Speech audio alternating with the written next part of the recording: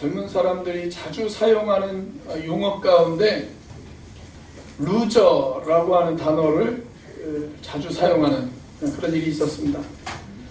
이 말의 원래 뜻은 잃어버린 자 또는 패배자라고 하는 뜻입니다. 그런데 우리 젊은 사람들 사이에서는 사회에 적응하지 못하고 바깥으로 겉돌며 소외된 인생을 살아가는 사람들, 그런 사람들을 가리켜서 루저라고 그렇게 불렀습니다. 아주 인기 있었던 그룹 가운데 빅뱅이라고 하는 그룹이 있죠. 이 빅뱅이 불렀던 노래 가운데 루저라고 하는 그런 노래가 있었습니다. 노래 가사가 이렇습니다. 제가 노래까지 불러주면 참 좋은데 제가 노래를 부르면 그 크리스마스의 저주가 됩니다. 그래서 가사만 소개해 드리도록 하겠습니다. 언제부턴가 난 하늘보다 땅을 더 바라보게 돼 숨쉬기조차 힘겨워 손을 뻗지만 그 누구도 날 잡아주질 않네. I'm a loser. 외톨이 센 척하는 겁쟁이 못된 양아치 거울 속에 던 just a loser. 외톨이 상처뿐인 머저리 더러운 쓰레기 거울 속에 난 I am loser. 우리가 살아가는 세상 가운데 이런 사람들이 참 많아요. 난 인생의 실패자야. 나는 사회에 적응하지 못하는 그런 사람이야. 나는 센 척하는 겁쟁이일 뿐이야. 나는 숨쉬기조차 힘겨운 손을 뻗지만 아무도 잡아주지 않는 그런 외톨이야. 혹시 여러분들도 2022년 그런 인생을 살지는 않으셨습니까? 자, 그런데 2000년 전 이 땅에 오신 예수님은 바로 그런 사람들을 위해 이 땅에 오셨습니다. 힘겹고 어려운 사람들, 외톨이인 사람들, 소외된 사람들, 그리고 자신의 힘으로는 도저히 일어설 수 없는 그런 가망 없는 사람들, 그런 사람들을 위해 예수님께서 오셨고 또 그들의 구주가 되어 주셨습니다. 예수님께서 높고 높은 곳에서 낮고 낮은 이 땅으로 오셨어요. 자, 예수님이 오신 낮은 곳 과연 어디일까요? 첫째, 흠 많고 결함투성이인 여인들에게 오셨습니다. 흠 많고 결함투성이인 여인들에게 오셨습니다. 자, 오늘 우리가 읽은 본문 말씀은 예수님의 족보를 소개해 놓은 말씀이죠. 우리가 신약 성경을 딱 펼치면 가장 처음 시작되어지는 문구가 이렇게 시작이 되어집니다. 자, 1절입니다. 같이 한번 읽어보겠습니다. 시작. 아브라함과 다윗의 자손 예수 그리스도의 계보라. 옛날 개역 한글 성경으로 보면 이렇게 번역을 해놨어요. 아브라함과 다윗의 자손 예수 그리스도의 세계라. 그렇게 해놨습니다. 계보, 세계, 이 말은 원래 족보를 가리키는 말이죠. 족보. 자, 그런데 마태복음 1장에 등장하는 이 예수님의 족보가 당시 이스라엘 사람들이 가지고 있었던 족보에 대한 관례와 상식을 철저하게 무너뜨리는 그런 족보였다는 것, 여러분들 알고 계십니까? 만약 여러분의 조상 가운데 부끄러운 조상이 있다고 한번 생각을 해보세요. 일제강점기 때 친일을 했다거나 아니면 역사에 큰 오점을 남긴 그런 부끄러운 조상이 있다. 그러면 여러분들은 어떻게 하시겠습니까? 남들에게 이야기할 때 그런 조상들은 의도적으로 숨기려고 하지 않겠어요? 실제로 조상 중에서 부끄러운 조상들의 이름을 빼버리는 일들이 역사 가운데 종종 있었습니다. 갑자기 생각나는 이야기가 하나 있는데, 저도 초등학교 다닐 때 시험을 봤어요. 학교에서. 아마 역사 시험이었던 것 같아요. 국사 시험.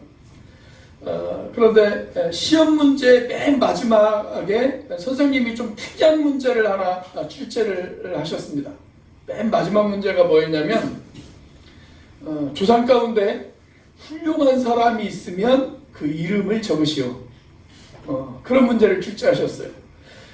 근데 그때 텔레비전에 뭐가 방송이 되고 있었냐면 조선왕조 500년이라고 하는 프로그램이 방송되고 있었습니다. 근데 조선왕조 500년 가운데 그 극 중에 자주 등장했던 극중 인물이 누구였냐면 한명회라고 하는 사람이었어요. 한명회. 칠사풍이잖아요. 그런데 가만히 보니까 왕은 아닌데 왕보다 힘이 더 센 것 같더라고요. 영향력이. 그래서 이 사람이 되게 훌륭한 사람인가 보구나 라고 생각하고 제가 그 문제에다가 한명회 이렇게 적어놨습니다. 나중에 알고 봤더니 그렇게 훌륭한 사람이 아니더라고요. 여러분, 예수님 당시에 이스라엘이 속해 있던 이 팔레스틴 지방에 가장 영향력 있는 정치인이 누구였냐면 헤롯 대왕이었습니다. 헤롯 대왕. 그런데 이 헤롯 대왕은 자신의 정치적인 영향력을 강화하기 위해서 자신의 족보를 철저하게 세탁한 사람이 바로 이 헤롯 대왕이었어요. 대부분의 사람들은 그렇습니다. 부끄러운 조상들은 빼버리고 있는 조상 없는 조상 다 집어넣어서 자기의 족보를 그럴듯하게 만들려고 애를 썼습니다. 자, 그것과 비교하면 예수님의 족보는 그 당시에 그런 관례를 깨트리고 자진해서 자신의 조상들 가운데 부끄러운 그런 조상들의 이름을 기록해 놓고 있습니다. 자, 예수님의 족보에 등장하는 부끄러운 사람들 누구일까요? 자, 여기 보면 그 당시 상식을 깨고 여자들의 이름이 족보에 등장하는 것을 볼 수가 있죠. 여러분, 이스라엘 사회에서는 여자가 아이를 낳는 것이 아니라 남자가 아이를 낳는다는 것 아십니까? 아이를 남자가 낳아요. 여자가 낳지 않고 남자가 아이를 낳습니다. 실제로 남자가 애를 낳는다는 것이 아니라 족보에서 여자 이름이 올라가지를 않아요. 그래서 남자가 아이를 낳는 것으로 그렇게 되어 있습니다. 그래서 오늘 본문의 2절도 보면 이렇게 기록되어 있잖아요. 자, 본문 2절 같이 한번 읽어보겠습니다. 시작. 아브라함이 이삭을 낳고 이삭은 야곱을 낳고 야곱은 유다와 그의 형제들을 낳고. 자, 아브라함이 아들 이삭을 낳았어요. 그런데 그 아들 이삭이 또 아들 야곱을 낳았어요. 그리고 그 야곱은 유다와 그의 형제들을 낳았다. 그렇게 기록되어 있습니다. 자, 그런데 예수님의 족보에는 이런 상식을 깨고 여자들의 이름이 등장합니다. 그것도 무려 5명이나 되어지는 여자들의 이름이 등장을 합니다. 자, 예수님의 족보에 등장하는 이 5명의 여인들, 그들의 면면을 한번 살펴보면 그녀들은 다 한결같이 흠이 있었고, 그리고 한결같이 뭔가 도덕적으로 또 그 당시 사회적 기준으로 자격이 없는 그런 여인들이었습니다. 빅뱅의 노래에 나오는 가사처럼 외톨이 없고 센 척하는 겁쟁이들이었고 상처뿐인 루저들이 바로 그녀들이었습니다. 자, 이 5 여인들의 면면을 우리가 한번 살펴보도록 하겠습니다. 우선 첫 번째로 등장하는 여인 누구입니까? 다말입니다. 다말. 자, 3절은 이렇게 시작합니다. 유다는 다말에게서 베레스와 세라를 낳고. 구약 성경에 대한 배경을 잘 모르시는 분들은 이 부분을 읽으면서 유다가 남편이고 다말이 아내이겠지라고 생각할 수가 있습니다. 자, 그런데 사실 이 유다와 다말은 부부관계가 아니죠. 두 사람이 무슨 관계입니까? 시아버지와 며느리의 관계입니다. 창세기 38장을 보면 유다가 어느 날 길거리에서 한 여자를 만납니다. 그런데 중동 지방의 여인들은 우리가 잘 아시는 것처럼 히잡이라는 걸 뒤집어 쓰죠. 그래서 눈만 이렇게 빼꼼하게 내미는. 아마 그래서 이 유다는 그 여자가 자기의 며느리라고 하는 사실을 모른 채 두 사람이 성관계를 갖습니다. 한 4달 정도 지나고 나서 자기 과부 며느리인 다말이 임신했다는 사실을 알고 매우 흥분을 하죠. 그래서 다말을 불태워 죽이려고 시도를 합니다. 그런데 그때 다말이 자기를 임신시킨 사람이 유다라고, 자기의 시아버지인 유다라고 하는 물질적인 증거를 제시하죠. 그래서 죽이려고 하는 시도는 취소되고 쌍둥이 아들이 태어납니다. 그 쌍둥이 아들이 베레스와 세라죠. 사실 이 사실 하나만으로도 족보에 그 이름을 올릴 수 없는 아주 부끄러운 사건이잖아요. 있을 수 없는. 그 당시 도덕적으로, 아니 요즘 도덕적으로도 도저히 용납되어질 수 없는 그런 사건 아니겠습니까? 자, 더구나 이 다말은 유대인이 아니에요.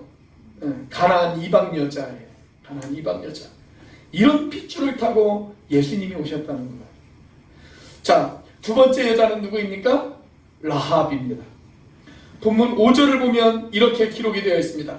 살몬은 라합에게서 보아스를 낳고. 자, 그런데 이 라합이라고 하는 여인의 이름은 히브리서 11장에도 등장을 합니다. 우리가 잘 아는 것처럼 히브리서 11장은 어떤 장이에요? 믿음의 영웅들을 소개해 놓은, 우리가 믿음의 명예의 전당이라고 이야기할 수 있는 그런 장입니다. 자, 그런데 이 명예의 전당에 라합이라고 하는 여인의 이름이 다시 등장을 합니다. 그런데 이름만 등장하는 것이 아니고 거기에 보면 그녀의 직업도 소개를 해놓고 있습니다. 자, 히브리서 11장 31절 같이 한번 읽어보겠습니다. 시작.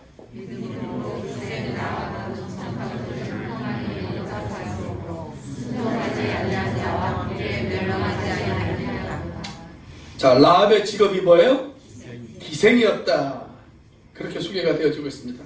그녀는 본래 여리고라고 하는 도시에서 기생일을 하던 그런 이방 여자였습니다.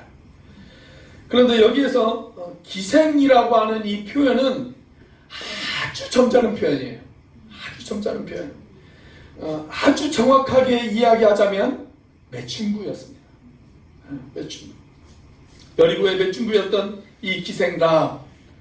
그런데 그녀가 하나님의 말씀을 믿고 정탐꾼들을 영접을 하죠.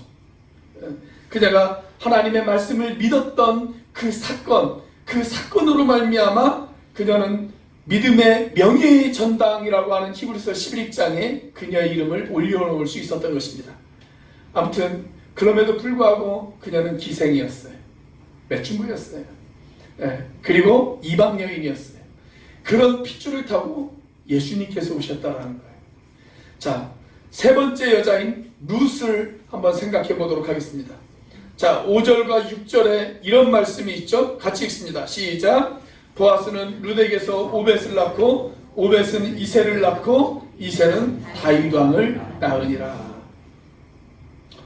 자, 마태복음 1장에 등장하는 예수님의 족보에 등장하는 5명의 여인, 이 5명의 여인 중에서 그나마 가장 도덕적으로 흠결이 없는 사람을 이야기하라고 한다면 이 룻을 우리가 이야기할 수가 있습니다.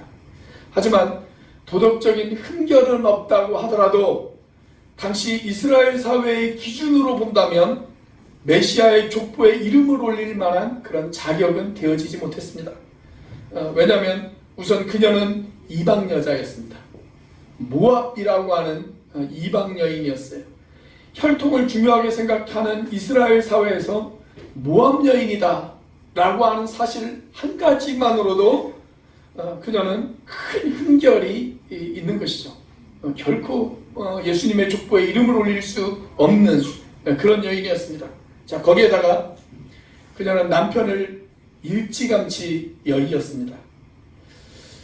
우리나라도 옛날에 남편이 일찍 죽으면 사람들이 그 여자를 보면서 뭐라고 욕을 했어요? 서방죽인이라고 욕을 했잖아요. 그렇죠? 사람들이 왜 그렇게 못됐는지 몰라요. 그렇게 욕을 했어요. 유대인들도 그런 관습이 있었습니다. 그래서 그 당시 사회 기준으로 본다면 결코 환영받을 수 없는 여인, 그 여인이 룻입니다. 그런데 이런 여인의 핏줄을 타고 예수님이 오셨다는 거예요. 자, 네 번째 여자가 등장하죠. 오늘 본문에는 그녀의 이름이 등장하지를 않습니다. 대신 6절 중간쯤에 보면 이렇게 기록이 되어져 있습니다. 다윗은 우리아의 아내에게서 솔로몬을 낳고, 이름 대신 뭐라고 되어 있어요? 우리아의 아내. 이렇게 기록이 되어져 있습니다. 전 마태가 의도적으로 이렇게 기록했다고 생각합니다. 그녀 이름을 몰라서가 아니라 그녀가 얼마나 자격이 없는 여인이라는 것을 강조하기 위해서 의도적으로 우리아의 아내 이렇게 적어 놓았어요. 그런데 우리는 다 그녀의 이름이 누구인지 알죠? 누굽니까? 밧세바입니다. 밧세바. 그녀는 우리아의 아내였어요. 우리아의 아내였음에도 불구하고 우리아를 통해서 아들을 낳은 것이 아니라 누구를 통해서 아들을 낳았어요? 다윗 왕을 통해서 아들을 낳았습니다. 사무엘하 11장을 보면 해가 서쪽에 뉘엿뉘엿 질 무렵에 다윗이 왕궁 옥상을 산책을 하죠. 그러다가 목욕하는 여인의 모습을 발견하고 다윗이 유혹을 받습니다. 이 사건의 가장 큰 책임은 물론 다윗에게 있습니다. 그런데 밧세바에게도 전혀 책임이 없는 것은 아닙니다. 그래서 밧세바라고 하는 그 이름을 영어로 쓰면 이렇게 되어 있어요. 베스슈바 이렇게 되어 있습니다. 베스슈바. 베스가 뭐예요? 목욕이잖아요. 목욕. 그녀가 목욕하는 것을 봤다. 어떤 분이 그렇게 재미있게 해석을 하더라고요. 그녀가 목욕하는 걸 봤다. 그래서 밧세바다. 그렇게 이야기를 하시더라고요. 여러분, 아무리 왕의 명령이기는 하지만 다윗이 그녀를 왕궁으로 불렀을 때 그녀의 남편은 지금 어디에 있었어요? 전쟁터에 있었어요. 전쟁터에서 목숨을 걸고 나라를 위해서 싸우고 있었단 말이죠. 그런데 이 여인을 통해서 솔로몬이 태어나고 예수님의 조상이 되어집니다. 하나님 앞에 결코 떳떳할 수 없는 이 여인의 핏줄을 통해서 예수님께서 오셨어요. 자, 이제 마지막 5번째로 마리아입니다. 오늘 본문 16절입니다. 같이 한번 읽어보겠습니다. 시작. 야곱은 마리아의 남편 요셉을 낳았으니 마리아에게서 그리스도라 칭하는 예수가 나시니라. 물론 우리는 이 마리아가 성령으로 잉태되어졌다라고 하는 사실을 너무나 잘 알고 있습니다. 그래서 사실 마리아에게는 아무런 흠결이나 잘못이 없습니다. 도덕적으로도 그렇고 또 그 당시 윤리적으로도 그렇고 아무런 흠결이나 잘못이 없어요. 적어도 우리는 그렇게 알고 있어요. 우리는. 자, 그런데 그 시대 아직 결혼하지도 않고 정혼 상태에 있는 여자가 임신을 했다. 그 당시 기준으로 보면 손가락질 받을 일이죠. 손가락질 받을 일이에요. 남자를 알지 못하는 여자가 성령으로 잉태를 했다. 여러분, 그것을 그 당시에 누가 믿을 수 있겠어요? 그렇죠? 누가 믿을 수 있겠어요? 심지어 그것을 누구도 믿지 못했어요? 그 정혼 대상이었던 남편 요셉도 믿지를 못했습니다. 처음에는. 그래서 요셉도 처음에는 어떻게 했습니까? 마태복음 1장 19절 말씀을 보면 가만히 그 관계를 끊고자 했다 라고 그렇게 기록이 되어져 있어요. 자, 더구나 이 당시 마리아의 나이가 몇 살이었냐면 10대 후반이었던 것으로 알려져 있습니다. 한 18, 19 이 정도 되었을 것입니다. 10대 티네이저가 남자도 알지 못하는 아직 결혼 전에 여자가 임신을 했다. 이 당시 사회 기준으로 보면 돌에 맞아 죽을 일입니다. 그런데 이런 핏줄을 통해 예수님이 오셨다는 거예요. 예수님이 오셨다. 자, 예수님의 족보를 정리해보면 5명의 여인 중에 3명은 이방인이었습니다. 그리고 당시 기준으로 보면 룻을 제외한 4명은 도덕적으로 흠결이 있는 여인이었습니다. 자, 그런데 이렇게 흠 많고 결함투성이인 여인들을 통해서 예수님이 이 땅에 오셨다라고 하는 것입니다. 여러분, 그게 뭐예요? 그게 은혜죠. 그게 은혜예요. 여러분, 은혜의 뜻이 무엇입니까? 은혜의 뜻은 자격 없는 사람에게 베푸시는 하나님의 일방적인 사랑, 그것이 은혜잖아요. 여기 5명의 여인들은 그 당시 기준으로 보면 자격이 없는 사람들이었어요. 족보에 이름을 올릴 만한 자격도 없었음에도 불구하고, 더구나 메시아의 족보에 이름을 올린다, 그럴 자격이 없는 그런 여인들이었습니다. 그러나 그럼에도 불구하고 하나님께서 그들에게 은혜를 베푸셨습니다. 은혜를 베푸셨어요. 여러분, 하나님께서 자격 없는 그들에게 은혜를 베푸셨다면 오늘 자격 없는 저와 여러분들에게도 하나님께서 은혜를 베푸시지 않겠습니까? 우리가 2022년 하나님 앞에 때때로 넘어지기도 하고 때때로 실수하기도 하고 내가 하나님 앞에 바로 설 수 없는 연약한 모습을 보였다 할지라도 여러분, 주님께서 저와 여러분들에게 은혜를 베푸시는 하나님이심을 믿으시기를 바랍니다. 네. 이 성탄의 아침 그 은혜를 베푸시는 하나님을 찬양하시기를 주의 이름으로 축원합니다. 자, 예수님이 오신 낮은 곳 어디일까요? 들판에서 양을 치던 목자들을 위해 오셨습니다. 들판에서 양을 치던 목자들을 위해 오셨어요. 예수님의 탄생 소식을 듣고 가장 먼저 달려온 사람들이 있었습니다. 그들이 누구입니까? 목자들이죠. 목자들이에요. 동방박사들보다 먼저 온 사람들, 그 사람들이 바로 목자들입니다. 우리 교회에도 목자들이 있습니다. 저는 제 사역의 가장 귀한 동역자라고 생각하는 사람들이 바로 목자들입니다. 어떤 직분보다 가장 아름답고 가장 헌신적이고 가장 영광스러운 직분, 그게 목자들이라고 생각해요. 그래서 저는 항상 목자 편입니다. 뭐라고 해도 저는 목자 편입니다. 자, 그런데 예수님 당시의 목자들, 예수님 당시에 양을 치던 목자들, 여러분, 그 목자들은 거의 노예 수준의 사람들이었습니다. 들짐승으로부터 양들을 보호하기 위해서 부자들에게 고용된 아주 비천한 신분의 사람들이 목자들이었어요. 여러분, 이 목자들이 들에서 짐승들하고 같이 어울려 살다 보면 자연스럽게 몸에 뭐가 뵐까요? 냄새가 배겠죠. 짐승들의 냄새가 붑니다. 제가 2015년 가을부터 2016년 가을까지 한 1년 정도 한림에 있는 양돈장에서 일을 한 적이 있습니다. 사무실에 앉아만 있어도 몸에 냄새가 배요. 냄새가 배요. 그래서 퇴근해서 집에 딱 오면, 그 당시 저희 애들이 아직 어렸을 때였는데 애들이 어떻게 하냐면 냄새 이렇게 이야기를 합니다. 여러분, 당시 이스라엘 사회에서 가장 싫어했던 부류의 사람들이 어떤 사람들이었냐면 냄새나는 일을 하는 사람들이었습니다. 우리처럼 자주 목욕이라도 하고 손이라도 자주 씻고 그러면 좀 괜찮은데 광야에서는 그럴 수 없잖아요. 그러다 보니까 그 당시 사람들이 아주 싫어했어요. 같이 어울리려고 하지를 않았어요. 그래서 가장 소외된 사람들 가운데 한 부류의 사람들이 바로 이 목자들이었습니다. 그런데 이 목자들이 천사들을 통해서 구세주의 탄생 소식을 제일 먼저 듣게 되어지죠.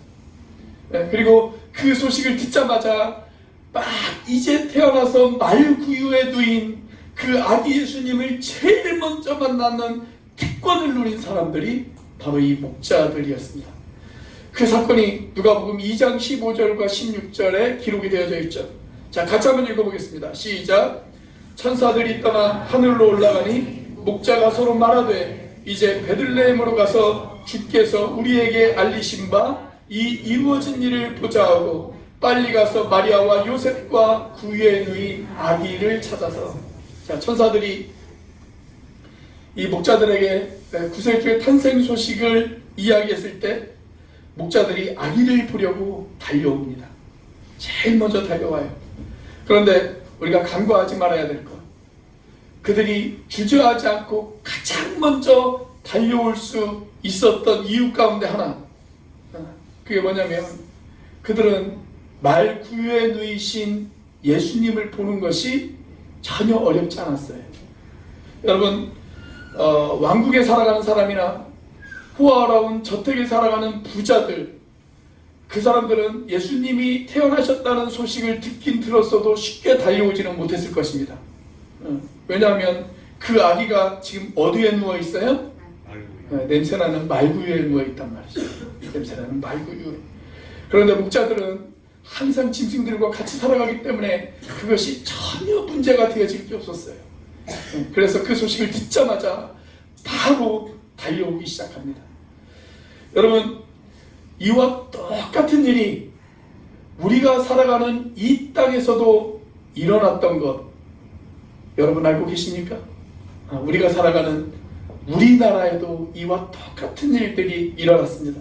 우리나라에 처음 복음이 전해졌을 때 이 복음을 제일 먼저 기뻐하며 흥분과 감격으로 받아들인 직업 분류의 사람들이 있어요. 그 사람들이 누구인지 아세요? 백정들이었습니다. 백정들. 이스라엘 지역의 목자들과 비교될 수 있는 이 땅의 사람들이 그 당시에 백정들이었잖아요. 여러분, 조선시대 때, 조선 말기에 백정들은 사람 취급도 받지를 못했습니다. 백정들은 성은 있었지만 이름이 없었습니다. 이름을 갖지를 못했어요. 그래서 김가야, 박가야 뭐 이렇게 불렀잖아요. 그런데 이 땅에 복음이 들어와서 교회들이 세워지기 시작을 했을 때 여러분, 우리나라에 백정들이 모이는 교회가 있었다는 것 아십니까? 백정들이 모이는 교회. 그 교회가 어디에 있냐면 서울 인사동에 가보시면 지금 관광객이 가장 많이 몰리는 곳 중에 한 군데가 어디냐면 북촌이라고 하는 곳이 있습니다. 북촌, 인사동에 북촌 한옥마을이 있어요. 그 북촌에 가보시면 승동교회라고 하는 교회가 있습니다. 이 교회가 처음 세워졌을 때 원래 이름은 무슨 교회였냐면 곤당골 교회였어요. 곤당골 교회. 1894년도에 이 교회가 설립되어졌는데 곤당골 교회라고 하는 교회입니다. 이 사진을 보시면 왼쪽이 1904년에 찍은 사진이에요. 그리고 오른쪽이 현재 찍은 사진입니다. 뒤에 새로운 건물이 지어지기는 했는데 앞에 보면 한옥이 하나 있죠. 그런데 1904년 옛날 모습과 현재의 모습과 거의 좀 비슷한 구석이 있지 않아요? 옛날 모습이 조금은 남아있잖아요. 그렇죠? 조금은 남아있어요. 그런데 당시 이 교회의 별명이 뭐였냐면 백정들의 교회였습니다. 백정들의 교회. 이 교회 제1대 목사님이 한국 이름으로 모삼열 목사님이세요. 모삼열 목사님, 셰무엘 무어라고 하는 선교사님이십니다. 이분은 특별히 우리 한국 땅에 오셔서 가장 낮고 낮은 백정들에게 관심을 가지셨습니다. 그리고 그들에게 복음을 전했습니다. 어느 날 백정 하나가 장티푸스에 걸렸어요. 그래서 죽어가는 그 모습을 보고 너무 안타까워서 그 죽어가는 백정을 들쳐업고 달려갑니다. 어디로 달려갔냐면 그 당시 유일한 서양식 병원 제중원으로 달려갑니다. 한 10년쯤 전에 SBS에서 제중원이라고 하는 드라마가 방송이 되어졌던 적이 있는데 그 제중원이라고 하는 병원으로 달려가요. 그래서 거기에서 에비슨이라고 하는 의사이자 자기 동료 선교사에게 부탁을 합니다. 제발 이 사람을 좀 살려달라고. 어떻게 되었을까요? 그 사람이 살아났어요. 정성스럽게 진료를 받고 그 사람이 살아납니다. 육체만 살아난 것이 아닙니다. 복음을 듣고 그 사람의 영혼도 살아납니다. 그래서 이 사람이 너무나도 기뻐서 어떻게 되었을까요? 이 모삼열 목사님이 목회하시는 이 곤당골 교회에 등록을 합니다. 그래서 같이 신앙생활을 해요. 그리고 선교사님이 그에게 이름을 지어줘요. 박가였는데 이름을 지어줍니다.